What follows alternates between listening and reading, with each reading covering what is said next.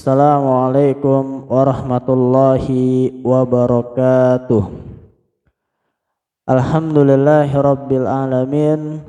Wassalatu wassalam ala ashrafil anbiya'i wal mursalin Nabiyyina Muhammad wa ala alihi wa ashabihi ajmain, amma ba'du. Ayolah ikhwah, ikhwani fiddin wa ikhwani fillah, yang semoga dirahmati oleh Allah Subhanahu wa taala. Alhamdulillah, kita bersyukur kepada Allah, kita dapat kembali dipertemukan oleh Allah Subhanahu wa taala, yakni dalam pelajaran kita yaitu Qawaidu al-Lughatil Arabiyyah, kaidah bahasa Arab. Buku yang ada di hadapan kita yaitu kitab Talkhis Qawaid al-Lughatil Arabiyyah, karya guru kami Al-Ustadz Aunur Rafiq bin Gufron hafizahullahu ta'ala. Bahwasanya kita telah mempelajari sampai dengan saat ini yaitu 3 bagian ya. Yang pertama adalah kita telah bahas tentang isim dan semua fasalnya, baik pasal ke-1 sampai pasal ke-6. Kemudian kita juga telah membahas tentang fiil dan semua rinciannya ya, pasal ke-1 sampai pasal ke-6 ya. Dan tibalah kita sekarang yaitu di bagian yang ketiga, yaitu bab tentang qawaidun nahwi. Insyaallah kita sudah mulai memasuki bagian yang baru, yaitu kaidah nahwu. Baik. Pembahasan kali ini masih muqaddimah pada pembahasan kaidah nahwu. Silahkan dibuka buku kalian halaman 40 dari kitab Talkhis Qawaidu al-Lughatil Arabiyyah. Berkata penulis, yaitu al-jumlatu wa syibhul jumlah. Insyaallah pada kesempatan kali ini kita akan mempelajari tentang apa itu jumlah dan apa itu syibhul jumlah. Baik. Berkata penulis hafizahullahu ta'ala, kaidah nahwu berguna untuk mengetahui tugas, harokat akhir dan i'rab sebuah kata yang masuk dalam kalimat ya. Jadi insyaallah di beberapa pelajaran kita selanjutnya kita akan membahas tentang perubahan harokat akhir ya. Kalau sebelumnya itu kaidah shorof tentang isim, pembagiannya ada isim sahih, isim maksur, isim mamdud, ada isim muzakkar, ada isim muannas, dan panjang lebarnya. Begitu juga fiil, ada fiil mudhari, fiil madi, fiil mabni, fiil mu'rab, dan lain-lain banyak sekali. Baik. Pada pembahasan ini kita sudah mulai memasuki tentang kaidah nahwu ya, yang nanti fungsinya adalah mengetahui tugas perubahan harokat akhir ya. Misalkan kalau kita buat sebuah kalimat inna Muhammadan ya, maka dalam pelajaran kaidah nahwu ini nanti akan dibahas mengapa harokat dal fathah ya, kenapa tidak Muhammadun, kenapa tidak Muhammadin. Nanti akan kita bahas panjang lebar dalam kaidah nahwu. Simak baik-baik pelajaran kita selanjutnya. Jadi kaidah nahwu akan berguna mengetahui perubahan harokat akhir, ya. Tugas sebuah kalimat, ya. Kapan itu harus seperti ini, kapan itu harus seperti itu, akan dibahas dalam kaidah nahwu, ya. Jadi beda. Kalau sebelumnya kita bahas tentang isim semuanya. Sekarang sebelumnya juga kita telah membahas tentang fiil semuanya. Nah, sekali ini kita akan membahas tentang kaidah nahwu. Sebelumnya namanya kaidah shorof, sekarang kita akan mempelajari kaidah nahwu. Kita lanjutkan. Yang pertama adalah A, jumlah atau kalam. Al-jumlatu atau al-kalamu. Apa yang disebut jumlah atau kalam? Ialah susunan kata atau lafat dalam kurung kalimatun yang mempunyai arti sempurna. Ketika yang berbicara telah diam, isi pembicaraannya bisa dipahami oleh orang yang mendengar. Ya. Jadi di dalam bahasa Arab ada yang disebut dengan kalam, ya. Ini pelajaran awal dulu, pertama-tama kali pernah dibahas pada halaman 1 malah, ya. Tapi nggak apa-apa, diulang. Di dalam bahasa Arab ada yang namanya kalam atau jumlah. Ini sama, jumlah atau kalam ini sama saja, ya. Apa itu kalam? Yaitu susunan kata yang memiliki arti sempurna. Kita ambil contoh, misalkan qara'a Khalid Al-Qur'an. Baik. Ya. Khalid telah membaca Al-Qur'an. Ya. Dalam kalimat ini sudah jelas. Apa sudah jelasnya? Bahwasanya kalimat ini orang yang membaca atau orang yang mendengar kalimat ini sudah jelas maknanya, sudah sempurna tanpa harus dilengkapi lagi, ya. Jadi ketika Khalid membaca Al-Qur'an, sudah jelas atau belum? Sudah, ya. Maka inilah dalam bahasa Arab yang disebut dengan kalam. Ketika ucapan itu disebut, orang yang mendengar atau orang yang membaca sudah jelas, tidak perlu diulangi atau ditambahi lagi, ya. Khalid membaca Al-Qur'an.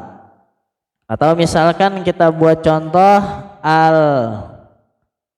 al-qalamu rohisun, pulpen itu murah.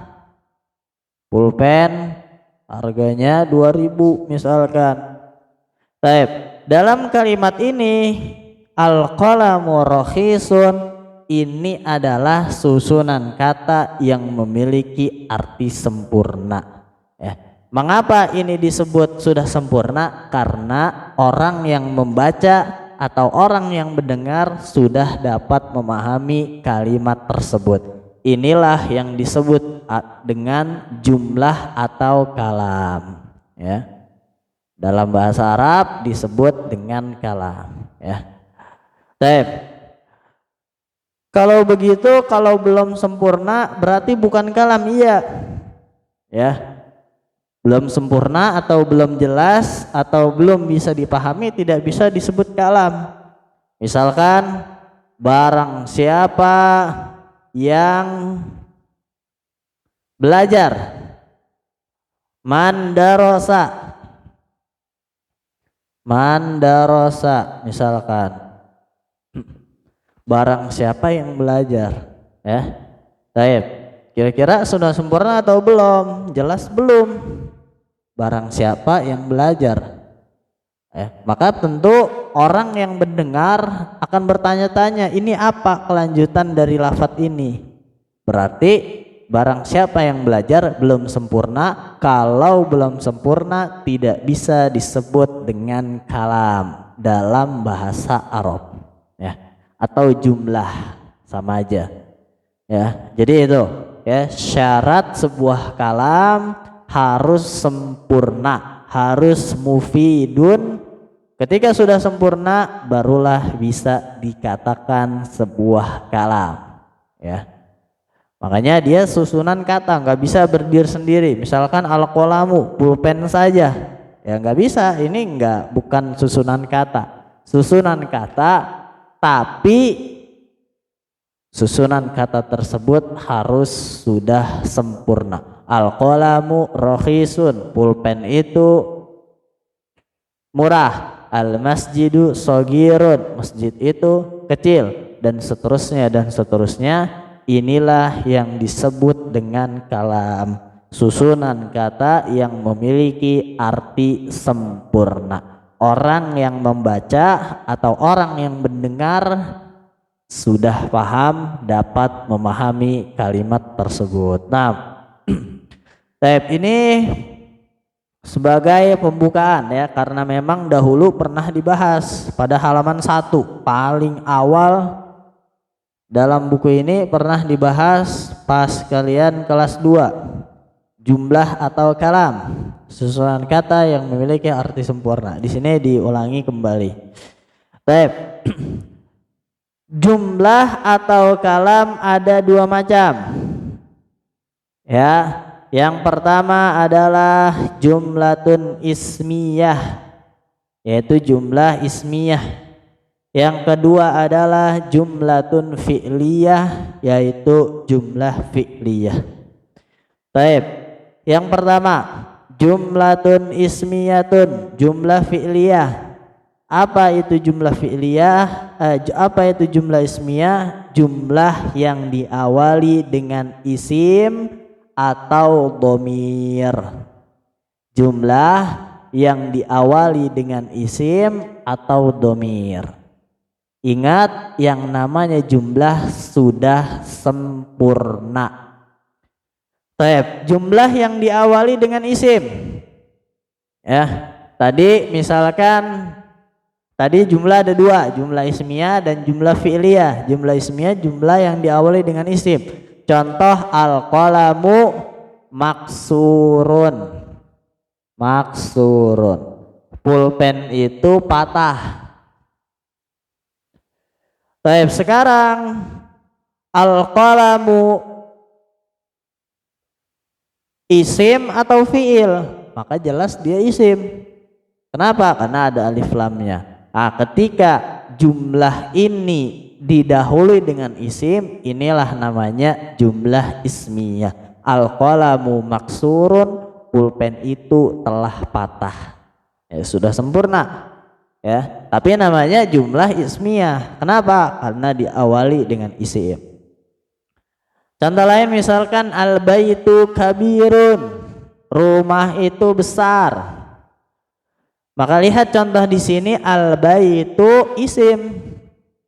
Ya, apa Ustaz tanda isimnya? Ada alif lam. Dulu pernah kita belajar. Ya, al-baitu kabir, rumah itu besar. Ini adalah jumlah tapi dari jumlah ismiyah, diawali dengan isim, ya. Atau diawali dengan domir, ya. Misalkan tadi huwa thalibun, ya. Bisa isim biasa, bisa juga dengan domir, ya. Dia adalah seorang siswa, seorang santri. Pertanyaan, huwa thalibun sudah sempurna atau belum? Sudah, ya. Ketika sudah sempurna, ini namanya jumlah. Baik, pertanyaan kedua, ini namanya jumlah fi'liyah atau jumlah ismiyah? Jumlah ismiyah karena diawali dengan domir, dan domir termasuk isim. Ya, huwa thalibun, anti tabibatun, kamu adalah seorang dokter perempuan. Misalkan nahnu tullabun, kami adalah seorang kami adalah para santri, para siswa dan sebagainya. Ini yang dimaksud dengan jumlah ismiyah, jumlah yang diawali dengan isim atau jumlah yang diawali dengan domir, ya. Baik. Sekarang yang kedua, jumlah fi'liyah. Apa yang dimaksud dengan jumlah fi'liyah? Ialah jumlah yang diawali dengan fi'il. Kebalikan dari isim, jumlah yang diawali dengan fi'il. Ini jumlah fi'liyah, ya. Jumlah yang diawali dengan fi'il, kata kerja. Baik, patokannya adalah, ingat, yang namanya jumlah harus sempurna. Mau itu pendek atau panjang, yang penting sempurna, ya. Mau itu pendek tapi sudah sempurna, tetap jumlah. Atau dia panjang tapi belum sempurna, jumlah atau bukan? Bukan. Patokannya adalah sudah sempurna, orang yang membaca dan orang yang mendengar dapat memahami kalimat tersebut. Contoh misalkan koma Zaidun, telah berdiri Zaid. Ya, ini sudah jelas, ya, karena berdiri tidak membutuhkan objek, makanya sudah cukup dengan dua rangkaian kata saja, koma Zaidun, ya. Baik, kemudian contoh lain misalkan akhoda Ahmadu at-ta'ama, ya, Ahmad telah mengambil makanan, ya, maka Ahmad telah mengambil makanan, akhoda ini fiil, koma ini fiil, diletakkan di awal, maka ini namanya jumlah fi'liyah. Mengapa? Karena sudah sempurna, jumlah tersebut diawali dengan fiil, ya, dan sudah sempurna. Seandainya misalkan kita hapus to'amnya, Ahmad mengambil butuh objek, apa yang diambil. Kalau kita hapus, bisa nggak dibilang jumlah? Nggak bisa, karena belum sempurna. Ketika kita tambahkan dengan objeknya, maka ini sempurna dan ini adalah jumlah fi'liyah karena diawali dengan sebuah fi'il. Ya, jadi itu bahwasanya jumlah ada jumlah ismiyah, jumlah yang diawali dengan isim. Ada jumlah fi'liyah, jumlah yang diawali dengan fi'il, ya. Tapi ingat, jumlah tersebut baik jumlah ismiyah atau jumlah fi'liyah dengan syarat harus sempurna. Kalau belum sempurna tidak bisa disebut dengan sebuah jumlah atau kalam, ya. Contoh di dalam kitab misalkan al ilmu nurun, jumlah ismiyah, ilmu adalah cahaya. Atau nahnu mujahiduna, kami adalah para pejuang, ya, nahnu domir, al ilmu isim, sudah sempurna, inilah namanya jumlah ismiyah. Baik, kemudian jumlah fi'liyah contohnya dibawakan oleh penulis, hadara ar-rajulu, telah hadir seorang laki-laki, ya, sudah sempurna, sudah jelas. Maka walaupun cuma dua kata, tapi ini tetap disebut dengan jumlah fi'liyah karena telah sempurna. Kemudian contoh lain, yaktubu at-talibu ad-darsa, seorang siswa menulis pelajaran, ya. Maka jumlah yaktubu at-talibu ad-darsa ialah jumlah fi'liyah. Mengapa? Karena diawali dengan fi'il dan dia telah sempurna, ya. Misal kita buat yang jumlah ismiyah, misalkan lapangan itu luas, lapangan, al-mal'abu luas, wasi'un, al-mal'abu wasi'un, maka ini adalah jumlah ismiyah karena diawali dengan isim. Ada jumlah fi'liyah, misalkan kita buat dakhala ustadun, telah masuk seorang ustad, ya. Nah, ini sudah sempurna. Mengapa? Karena jumlah fi'liyah tersebut sudah sempurna, tidak membutuhkan penjelasan apapun. Ketika orang yang mendengar atau orang yang membaca sudah paham, ya. Dakhala ustadun, telah masuk seorang ustad, ya. Kalau mau kita tambahin keterangan bisa dakhala ustadun ba'dal istirahah, setelah istirahat, dan seterusnya dan seterusnya. Jadi ini penjelasan tentang jumlah ismiyah dan jumlah fi'liyah. Baik. Kemudian yang kedua yaitu B, syibahul jumlah. Ingat, namanya juga syibahul jumlah. Syibah itu artinya mirip, serupa, ya. Mirip dengan jumlah, tapi belum jumlah, ya, belum sempurna. Apa itu syibahul jumlah? Ialah ungkapan yang tersusun dari dzarab, kata keterangan tempat atau waktu, atau jer dan majrur. Sekarang dilihat papan tulisnya apa yang dimaksud dengan syibhul jumlah. Bahasan kalam Ustadz rasa jelas, ya, karena dulu juga pernah kita pelajari. Sekarang syibhul jumlah, apa yang dimaksud dengan syibhul jumlah? Syibhul jumlah ungkapan yang terdiri dari dua, bisa dia dzarab dan majrur. Nanti saya jelaskan. Bisa dia dari huruf jer dan majrur. Ini satu, ini dua. Syibhul jumlah, ya. Baik. Yang pertama adalah ungkapan yang terdiri dari dzarab dan majrur. Dzarab adalah kata keterangan tempat atau waktu, ya. Sedangkan majrur ini adalah pasangannya dari dzarab. Jadi setelah dzarab ini pasti majrur, yaitu sebuah isim yang dikasroh jika dia isim mufrad. Contoh misalkan dzarab kata keterangan waktu dulu, qabla. Qabla artinya apa? Sebelum. Sekarang sebelum asar, qablal asri, ya. Qablal asri. Taib. Qabla ini dzarab karena menunjukkan kata keterangan waktu. Al-asri ini yang disebut dengan majrur. Mengapa majrur? Karena setelah dzarab itu pasti majrur, ya. Majrur adalah sebuah kedudukan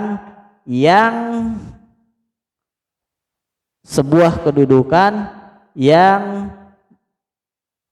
dialami oleh sebuah isim setelah dzarab. Nanti akan ada penjelasan panjangnya pada bab i'rab, ya. Intinya adalah qabla al-asri, qabla ini dzarab, dan setelah dzarab pasti majrur. Kalau dia isim mufrad maka dia kasrah, qablal asri, ya.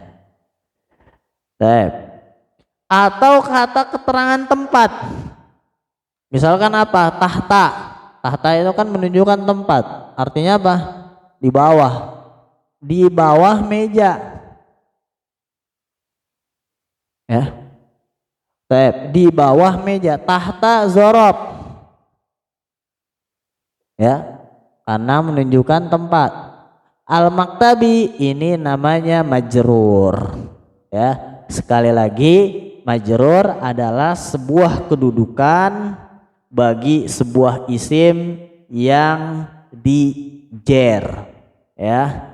Jadi setelah dzarab pasti majrur, dan majrur jika dia isim mufrad tandanya dengan kasrah, al-maktabi, ya. Tuh, al-maktabi, ya. Nanti apa Ustaz? Apa itu majrur? kok kurang jelas. Ya nanti kita akan bahas pada tempatnya masing-masing. Jadi intinya adalah majrur itu setelah dzarab majrur. Sekarang majrur adalah sebuah kedudukan i'rab, ya, yang salah satu tandanya adalah jika dia isim mufrad tandanya dengan kasrah. Qabla al-asri, tahta al-maktabi, fauqa asyajarati, di atas pohon, ya. Baik, itu nomor 1 namanya dzarab majrur. Jadi gabungan antara dzarab dan majrur namanya sibhul jumlah. Yang kedua, sibhul jumlah juga bisa berbentuk jar dan majrur. Jar ini adalah huruf jar yang dulu pernah kita pelajari di awal. Contoh misalkan fi. Fi ini huruf jar. Fi al-masjidi. Ya, fi al-masjidi. Fi adalah huruf jar. Setelah jar namanya majrur, ya.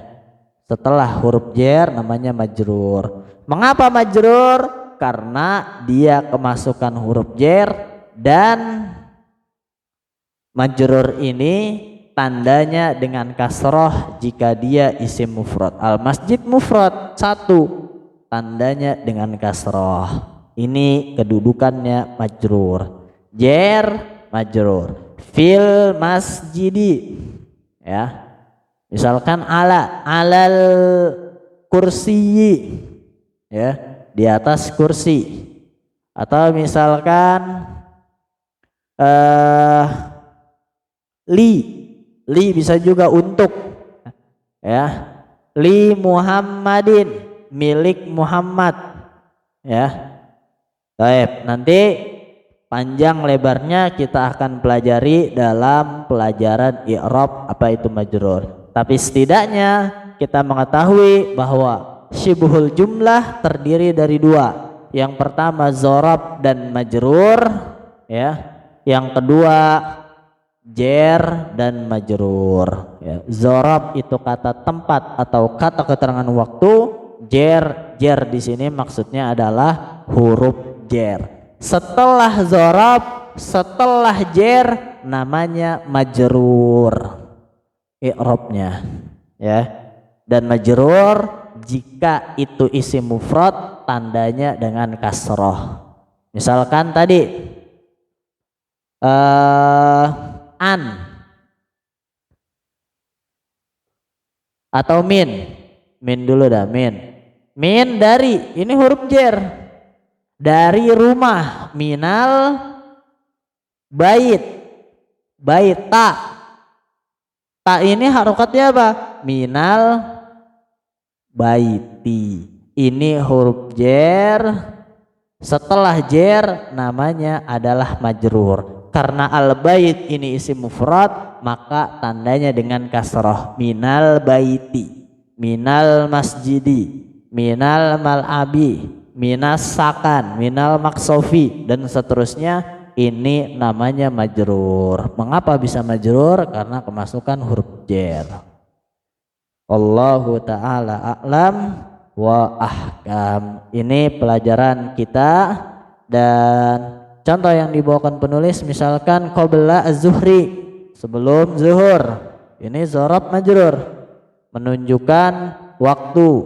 Fauqa asyajarati, di atas pohon. Fauqa menunjukkan tempat, ya. Fauqa dzarab, asyajarah majrur.